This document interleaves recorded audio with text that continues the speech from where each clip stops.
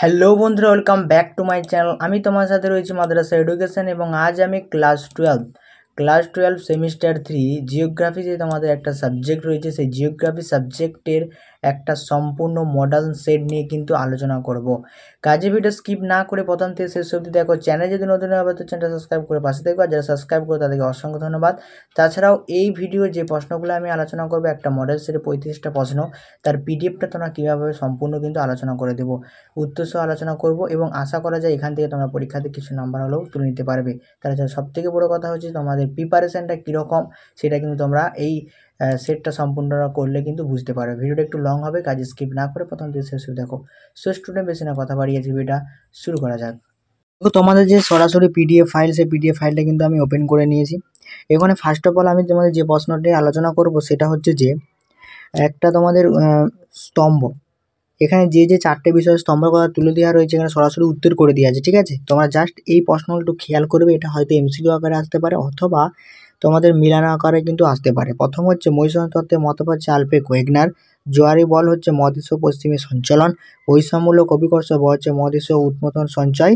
এবং গ্লোস্পোর্টিয়াম হচ্ছে ফার্ন জাতীয় উদ্ভিদ।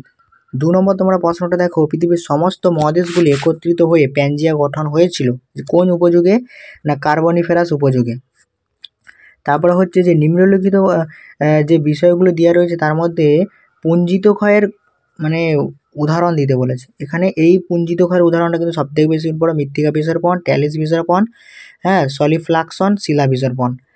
তারপর হচ্ছে ঠিক ভুলগুলো নির্ণয় করতে বলেছে। প্রথমে বলছে লরেশিয়া নাম দেয় ওয়েগনার, এটা হচ্ছে ভুল। লরেশিয়া নাম দিয়েছিলেন কে? না সুয়েল। তারপর হচ্ছে গোয়ান্ডারনের নাম দিয়েছিলেন এডওয়ার্ড সুয়েল, এটা ঠিক। মহাদেশীয় সীমা স্তরের দ্বারা গঠিত এবং শিয়ালের উপর ভাসমান, এটা ভুল, কারণ মহাদেশীয়গুলো যে সীমা স্তরের উপর ভাসমান। 5 নম্বর প্রশ্ন দেখো, কোনো অবতল ভূমিভাগ বরাবর যখন শিলাখণ্ড, বোল্ডার বা মৃত্তিকা নেমে আসে তখন থেকে বলা হয় স্লম বলা হয় তাকে। তারপরে আবার ঠিক ভুল তোমাদের নির্ণয় করতে বলেছে। প্রথম হচ্ছে গুহার ছাদ থেকে যেগুলো ঝুলে রয়েছে স্ট্যালাগমাইট, এটা হচ্ছে ভুল। গুহার মেঝে থেকে যেগুলো ঝুলে বাড়িতে থাকলে হচ্ছে সেগুলো হচ্ছে ভুল। স্ট্যালাকটাইট এবং স্ট্যালাগমাইট মুক্ত হয়ে গুহার স্তম্ভ সৃষ্টি করেছে, ঠিক। দেখো কোনগুলো ঠিক এবং কোনগুলো ভুল তার কারণটা পাশেও কিন্তু দেওয়া রয়েছে, তাদের যেন আমরা বুঝতে পারো। 6 নম্বর প্রশ্ন হচ্ছে একটি উদ্ভিদ জাতীয় জীবাশ্ম নাম হচ্ছে কি? গঙ্গার মাস্টারিস। এটা সব থেকে বেশি ইম্পর্টেন্ট, এই উদাহরণটা তোমরা মনে রাখবে। আবার সত্য মিথ্যা নির্ণয় কিন্তু তোমরা দিয়েছি, দেখো তোমরা জাস্ট একটু এগুলো খেয়াল করো বা খাতায় নোট ডাউন করে নাও। সব থেকে বেশি ইম্পর্টেন্ট সত্য মিথ্যা যেগুলো দেওয়ার সম্ভব সেগুলোই কিন্তু আমি দিয়েছি।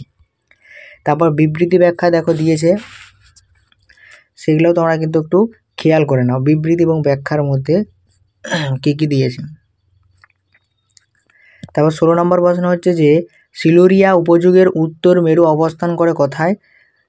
উত্তর হবে যে 43.5 কোটি বছর আগে সিলুরিয়া উপযুগে উত্তর মেরু অবস্থান ছিল কত ডিগ্রি সেন্টিগ্রেড কোণে? না এটা সবথেকে বেশি ইম্পর্টেন্ট, 14 ডিগ্রি নর্থ এবং 124 ডিগ্রি ওয়েস্ট। এই তোমরা এই সিলুরিয়া উপযুগের উত্তর মেরু অবস্থানটাকে তোমরা কিন্তু মনে রাখবে। এটা এবিটিএ টেস্ট পেপারে বারবার কিন্তু ধরেছে। হিমাঙ্কের নিচে ঘনীভবন হলে তখন কি সৃষ্টি হয়? না তুহিন সৃষ্টি হয়ে থাকে। কিভাবে তুহিন সৃষ্টি হয়েছে সম্পূর্ণ ডিটেলসটাও কিন্তু আলোচনা করে দেওয়া হয়েছে। 17 নম্বর প্রশ্ন হচ্ছে ফুলকপির মতো দেখতে মেঘকে কি বলা হয় থাকে? কিউমুলম্ব নিম্বাস। তোমরা যে তোমাদের মেঘ রয়েছে অধিক উচ্চতা, মাঝারি উচ্চতা, নিম্ন উচ্চতা, মেঘগুলো একটু জাস্ট খেয়াল করে যাবে, ওখান থেকেও কিন্তু তোমাদের প্রশ্ন এবারে ধরেছে প্রচুর। মহাদেশীয় সঞ্চয় প্রমাণ করেছে কি? না এখানে উত্তরটা হবে যে মহাদেশীয় পৃথিবীর গঠনের উপর থেকে সর্বদা বর্তমান অবস্থান করে। এই যে একটা কারণ এবং তার ব্যাখ্যা এবং কারণ তোমাদের দুটো ধরেছে, তোমরা দেখতে পাচ্ছ। এটা উভয় কিন্তু কি হবে, এখানে উত্তরটা হবে যে আর তোমাদের কারণটা ভুল বাট বিবৃতিটা সঠিক। গভীরতম সুন্দর খাদ হচ্ছে মারিয়ানা খাদ। তারপরে এখানে বিবৃতি ব্যাখ্যা দিয়েছে, তোমরা একটু পড়ে নাও জাস্ট। তারপরে নিম্নলিখিত সাগরগুলির মধ্যে কোনটি অর্থাৎ লবণতা বেশি দেখা যায় কোন সাগরে? লোহিত সাগরে। লোহিত সাগর বিশ্বের অন্যতম লবণাক্ত সাগর। ডায়াটম সিন্ধুকর্ণ সবথেকে বেশি কোথায় দেখা যায়? সুমেরু এবং কুমেরু মহাসাগরে। তারপরে 30 নম্বর প্রশ্ন হচ্ছে সত্য মিথ্যা নির্ণয় করো। দেখো তোমার সত্য মিথ্যা নির্ণয় তোমরা একটু জাস্ট এগুলো দেখে নেবে। বারবার করে বলছি জলকর্ষীয় অর্থাৎ জলের যে উঠানামা যে 3-4টে স্তর রয়েছে ওগুলো তোমরা জাস্ট খেয়াল করে যাবে। 31 নম্বর প্রশ্ন হচ্ছে হিমবাহ অধ্যুষিত অঞ্চলের ভূমিরূপকে কী বলা হয়? সলিফ্লাকশন লোব বলা হয়। চিত্র থেকে অর্থাৎ এরপর তোমাদের এই যে 3টে প্রশ্ন দেওয়া রয়েছে সেখানে আমি জাস্ট তোমাদের একটা চিত্র দেখাচ্ছি, সেই চিত্র থেকে তোমাদের অ্যান্সারগুলো কিন্তু করতে হবে। দেখো প্রথমে যে প্রশ্নটা তোমাদের দিয়েছে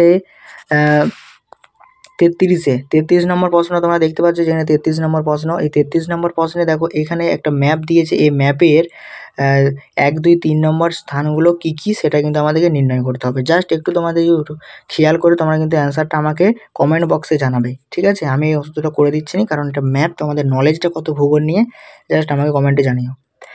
তারপরে হচ্ছে যে এখানে আর একটা তোমাদের চিত্র দিয়েছে, দেখো বরফের তলদেশে এবং বরফমুক্ত শিলাবিশিষ্ট পর্বতমণ্ডলকে কী বলা হয় থাকে? বরফের তলদেশে নুনাডক বলা হয় থাকে। তারপরে হচ্ছে এখানে আরেকটা চিত্র দিয়েছে, সেই চিত্রটাও কিন্তু আমাদের বইয়ে রয়েছে, সেই দিকে তোমরা কিন্তু জাস্ট আমাকে এটা উত্তরটা কমেন্টে জানাবে। অর্থাৎ 35-এরটা এবং 33-এর যে উত্তর, এই দুটো উত্তর আমাকে কমেন্টে তোমরা জানিও। সো স্টুডেন্ট, ভিডিও এই পর্যন্ত যদি ভালো লাগে তো অবশ্যই লাইক, শেয়ার, কমেন্ট এবং সাবস্ক্রাইব করতে ভুলো না।